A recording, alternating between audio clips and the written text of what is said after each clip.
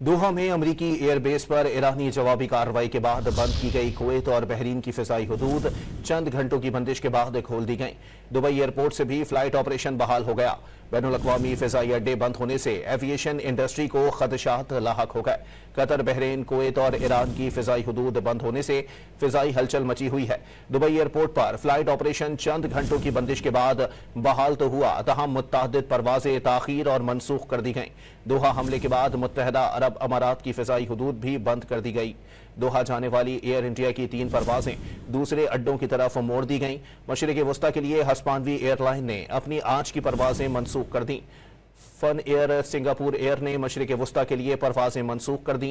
Air France, British Air, Air Astana की Doha और Dubai के लिए परवाजें मनसूख की गईं। एयर फ्रांस ने रियाज और बैरूत जाने वाली परवाजें मनसूख कर दी। ईरान और इराक की फिजाई हुदूद पहले ही कई रोज से बंद है।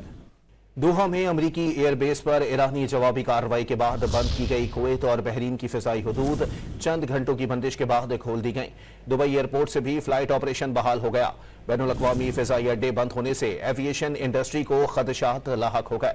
कतर, बहरीन, कुवैत और ईरान की फिजाई हुदूद बंद होने से फिजाई हलचल मची हुई है।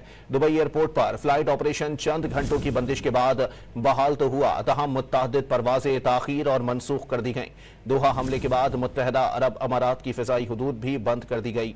दोहा जाने वाली एयर इंडिया की 3 परवाजें दूसरे अड्डों की तरफ मोड़ दी गईं। मशरिक़ वस्ता के लिए हस्पानवी एयरलाइन ने अपनी आज की परवाजें मनसूख कर दी। फन एयर, सिंगापुर एयर ने मशरिक़ वस्ता के लिए परवाजें मनसूख कर दी। Air France, British Air, Air Astana की दोहा और दुबई के लिए परवाजें मनसूख की गईं।